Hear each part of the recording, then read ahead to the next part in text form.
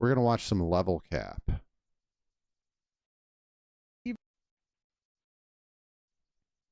All right, so Level Cap Gaming and Chris Roberts explains Star Citizen's issues. Chris Roberts hopped on the Star Citizen Spectrum forum to deliver some very welcome information about what's been going on with Star Citizen's latest patch, and even a little bit of maybe hidden info about what to expect from, say, Squadron 42. Now, Chris Roberts has gone from being a more regular figure on a podcast-like show about Star Citizen to a more behind-the-scenes director of the game, so it's less frequent that we actually get to hear from him directly. But when we do, it's usually about big-ticket items. I don't like that Level Cap is mispronouncing his name. His name is our Lord and Savior, Christ Roberts, the Messiah. Hallowed be his name. And yesterday was exactly that. Content creator and streamer Tatas, who is well known for his extremely impressive flying skills and cinematic videos, made a lengthy post about quality of life features that he and his community would like to see in the game. All of his suggestions are absolutely spot on, and awesomely Chris responded to his post, which is unusual. Firstly, he complimented Tatas on his content, and then dove into a very interesting explanation of why things have been so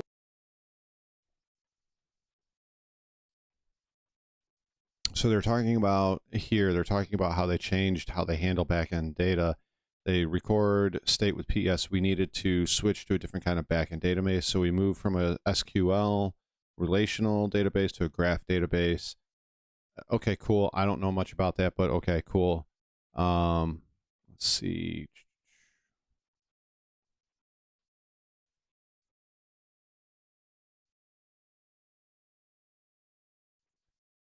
Okay, so right here.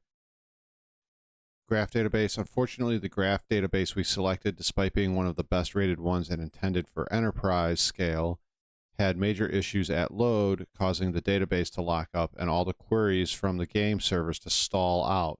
This happened on the 3.18 launch, where it took a lot of effort to stabilize, including some engineering on our side to lessen the load on the database.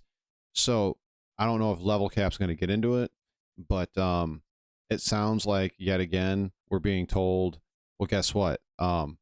It's not our fault. It's somebody else's fault. You know, 3.18 during the postmortem and previous to that, we were being told that it was our fault because we didn't test enough. There wasn't enough people testing, not enough people testing. And then it was slightly their fault because they didn't realize how many people were going to try to join 3.18. And that was one of the reasons why they had so many problems. But now here again, we're being told something different, that it was the database and changing from SQL to graph, and the company that they chose shit the bed, and now we're having problems again. So it's kind of like, which is it? Problematic since the 3.18 patch where persistence was added to the game. His response reads as follows. This year has been an especially difficult one in terms of stability and quality of life due to the rollout of persistent entity streaming in 3.18. The whole way we track and record state of the universe changed dramatically, which also changed the way we handle the data in the backend in the cloud.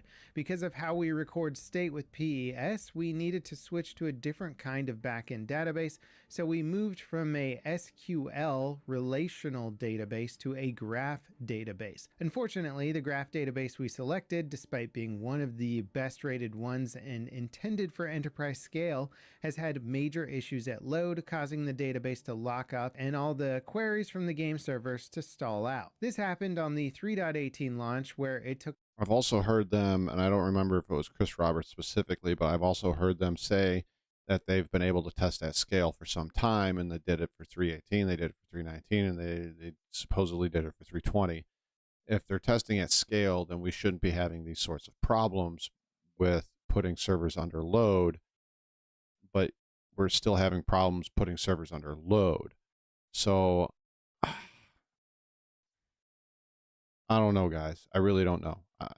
I'm trying to stay even keel and sane here. So took a lot of effort to stabilize, including some engineering on our side. That's kind of how I feel, Indrid. On the database. You know, if I'm wrong, if I'm reading into this wrong, tell me. I'm not going to jump down your throat. The only time I've ever jumped down people's throats on here is when they tell me I don't know what I'm talking about, when I've presented video evidence to the point that I know what I'm talking about, or when I get threatened by people that say they're going to try to ban me or cancel me, I will remove you from this channel. I don't care. But if you're going to if you're going to constructively criticize me and tell me, hey, I don't think it's our fault, or they don't say it's our fault because of this, or I don't think they imply it as our fault because of this, but I think they should be doing a better job. As JT would say, do better. And, you know, I see Adam agrees. Indrid is agreeing. I think it feels like it's our fault most of the time. And if it's not our fault, then it's somebody else's fault.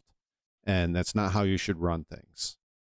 We thought we had this issue solved, but the most recent version of the database software was a step backwards, and we've had additional lockups. Giant silver phallus, which was happening for periods on Wednesday, just after we. I find it kind of funny that the giant space dick docks and undocks. What's going on at that office, CIG? Launched the 3.20 patch, and on Thursday, Friday, and very briefly on Saturday. Ribbed for her pleasure. We rolled back to an older version and disabled some of the features last night that we suspect may be contributing to the instability. Ironically, we think the replication to mirror databases for full redundancy is a culprit to the database. Of course, it's always a replication layer. This looks always to the have replication stabilized things. The backend database getting into a bad state manifests in multiple ways too: infinitely spinning inventory windows, missing items, and degrading game performance. We went with missing items. Are you talking like my A2 and my Cuddy Blue and my Reliant Tana and several of the other ships that I own that went disappearing, along with my Rock and Tumbril Cyclone and a few other ground vehicles that magically disappeared? Are you talking about those items? Because I want those back. With an off-the-shelf enterprise-level database for stability and resilience, as there's already a lot of new tech in Star Citizen, so as frustrating as the software I kind of see it on both ways, Adam. Is the but biggest offender in making Star Citizen's experience even more unreliable.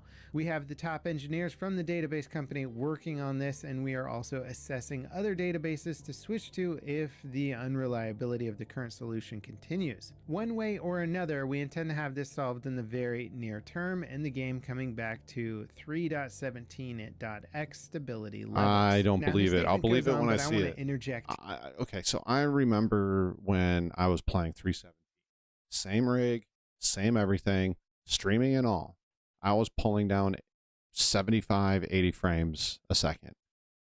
I haven't checked 320, but during 3.18 and 3.19, the frames on my computer very rarely went to 30 to 40 frames. What the fuck happened, guys?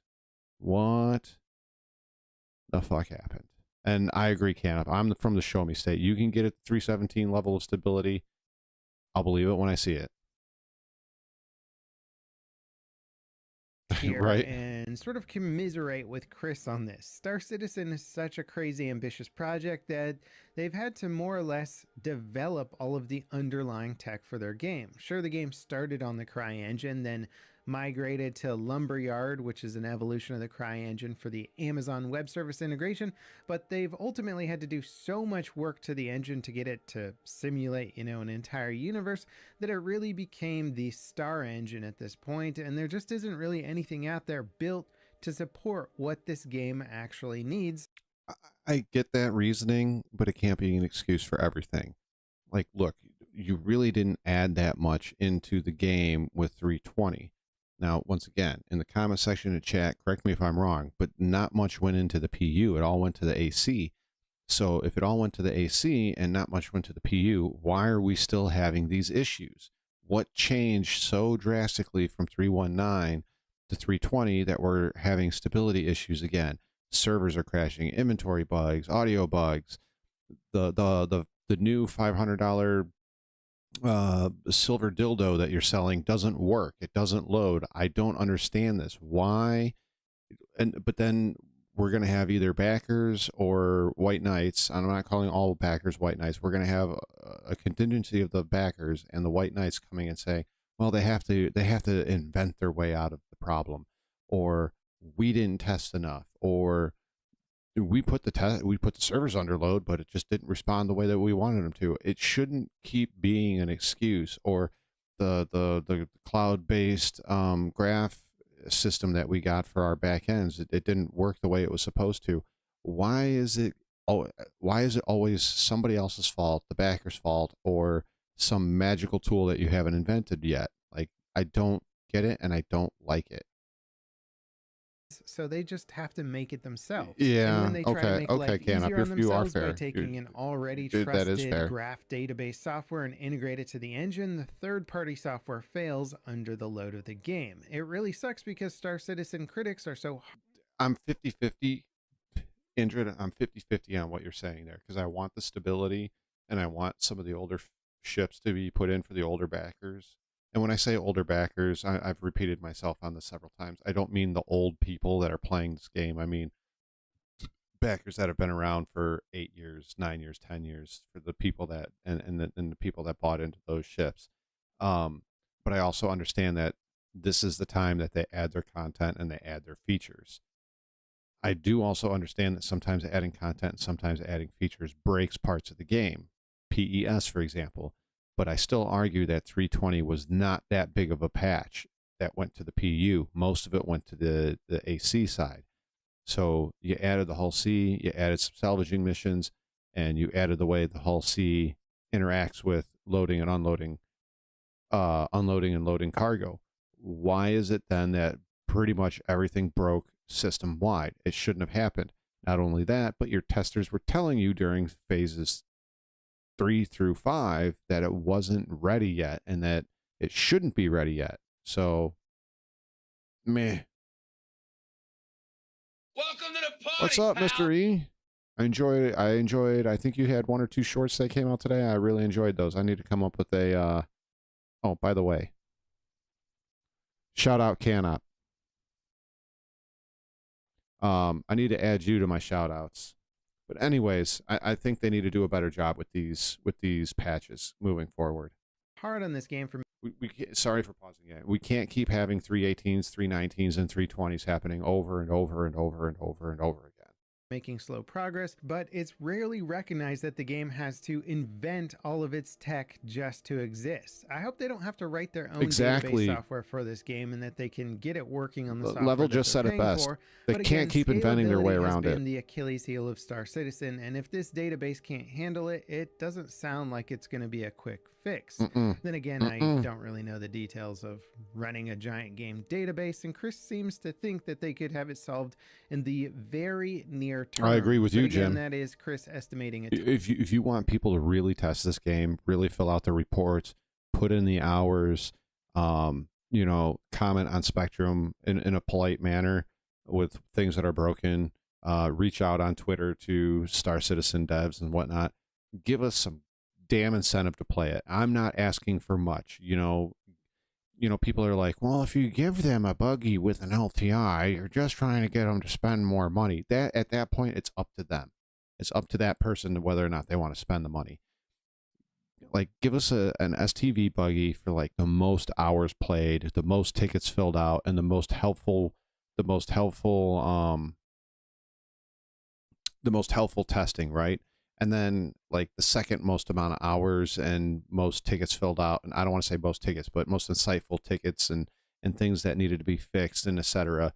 They get like, I don't know, $5 million for the next patch, or in third place gets like 2.5, and then like the top 20 get like $1 million or something like that. Just do something like that, and then like anybody and everybody that participated gets a baseball hat or a shirt or an undersuit that says, testing 320 or whatever. Just give us something along that line, and people will go and play your damn PTU. Right now, when you are essentially telling them you have to pay to test, and when you have to pay to test in an alpha testing game, it feels like I'm getting slapped in the face twice. But I should. Anyways, I'll let Level Cap go. He's right though. You can't keep reinventing the wheel every time something is broken in Star Citizen. It's just never going to end. timeline, so that could mean just about anything. He then goes on to say this: "We are also very focused on improving quality of life, both annoying bugs that have been around for way too long and some things that we need to address to make the experience fun and welcoming. Your list is great in this respect, as a lot of your suggestions are on our to-do list." We did get some quality of life fixes and you know what's funny is consumable duping still exists in 320, and I don't know about now. I haven't seen Marcus attempt it or cannot attempt it, but they attempted it in the PTU and it worked. They were duping shit in the PTU, so you know. But like I said, if they incentivized it and they and whatnot, and they actually had a Q&A team and a testing oversight team, you know, they could do all of this stuff, but they don't have that. Instead, they just want to take more money and have you test their product for them, and then whether or not you say you know it's good or not to come out. Because like I said, I heard through wave 3, 4, and 5 it was not ready. Look what we got. Look what happened. It wasn't ready. 3.20, like the QT HUD being lined up properly, but not nearly as much as the team or I would like. We will be working on knocking out bugs and improving quality of life pretty continuously from here on out. There's a lot of great tech and features Where's that my we're couch and bringing TV into and Star hanger? Citizen from Squadron 42 Hey, look, that will Pyro. dramatically change the feel and polish of Star Citizen. For instance, a lot of your suggestions on the game's comfort and readability have been addressed in the changes we made for Squadron 42. The plan has always been to bring this work into Star Citizen. Squadron 42 was just a good way for us to focus and really polish the feel and usability without the pressure of maintaining functionality as we iterated on it for the always live environment of the PU. We've now hit an inflection point in Squadron 42's development that allows us to start bringing this work into Star Citizen. So they're saying they've reached a point where they can start bringing the quality of life and features from from Squadron into Star Citizen. I hate to say it, but I'll believe it when it actually happens. In the near future. I'm very excited for CitizenCon, as we will be sharing a lot of these features and more. Nice, It'll be great to be in front of the crowd and spending time with the community in person. It's been 4 years since the last in-person CitizenCon. So this final bit from Chris is very interesting, and perhaps we can read between the lines here as to what it actually means regarding Squadron 42's progress. When Chris says we've now hit an inflection point in Squadron 42's development that allows us to start bringing this work into Star Citizen in the near future, don't read into it too much. That says a whole lot. Looking at it from a developer point of view, if it takes a long time to migrate features from one game to another, well, you don't want to migrate those features until they're completely finished, so that you only have to do it once. Lots of reports from CIG and other sources have suggested that Squadron 42 is entering a much more completed state and I don't buy it potentially yet. getting prepared for an actual release. I don't Obviously, buy it. that's been a meme for a long time now, but this time the information seems to be adding up with a lot more supporting evidence. When Chris said that we'll be working on knocking out bugs and improving quality of life pretty continuously from here on out, that sounds great as well. For the longest it sounds time, great, the but have they general actually sentiment done it? behind Star Citizen's development was to add features and just move forward with little regard for the quality of life and polish of those features. However, as the game inches closer to having its core tech in a more complete state and many players actually treating the persistent universe like a live service game, it makes sense that CIG may actually be in a position to spend some time on the health of the game rather than just racing towards the next semi-functional feature. The small things like the quantum jump heads-up display being properly lined up now makes a huge difference in the overall perception of the game and accessibility. A lot of veteran players have figured out how to play Star Citizen despite the extreme bugs and glitches, and we almost don't notice them sometimes because we're so used to working around them. And I think we tend to forget that a lot of these little issues that we're just so used to dealing with are actually hard blockers for most new players. Terada made a long list of things that this game could use, and I'm sure he was holding back and keeping it to the most important stuff, because the quality of life things that Star Citizen needs are massive. The devs could probably spend a year easily just fixing everything that's not really working as intended. And I think a lot of players who have been flying around the verse for a while recognize that what's in the game currently actually is quite a fun experience, if you're not constantly dealing with all the bugs and glitches. Imagine if they launched Xenothreat without any I agree, sort of Mr. bugs E. or It's performance issues. It would a probably good thing, be but a it's also fantastic like, event, but how it's long is the always wait? buggy and it's always glitchy, so players don't really look forward to it. Level If cap, you are CIG right. really does intend to work on improving quality of life pretty continuously from here on out, it could be great for the game. But of course, that all sounds great. First, they have to fix those massive database issues and server stability. We'll see what the future holds. Hopefully, it holds a squadron for... I will say this whole cargo kiosk thing has me really worried. If I'm going to have to spend a half an hour to an hour to just move shit out of my inventory, like guns and armor that I want to put in my ship for backups or for friends, or I want extra med pens and med guns to put in my ship, it just sounds like a pain in the ass. And the same goes with if I loot a whole bunch of shit and I put it in my ship, or I want to put it in my ship, is that even going to work without a cargo container to put in my ship? Especially if it's a Pisces and it doesn't have, you know, inventory closet thing like on like the Cutlass and the Vanguards and, you know, the Connies and etc. Like how is that going to work? But, you know, once again, we're stuck in this thing where they show us they show us a couple of cards in their hand, and then we got to wait, you know, 6 months to 2 years before it actually comes out. 42 launch. What do you guys think we're going to see at CitizenCon coming up at the end of October? Maybe it does make me upset too, Ingrid. And their thing is they're saying that they want you to use tractor beams to flip them back over. And one of the things I'm hearing is they may allow the smaller tractor beams to flip vehicles over, but eventually you're going to have to get that big one that almost looks like a rifle to flip over your vehicles.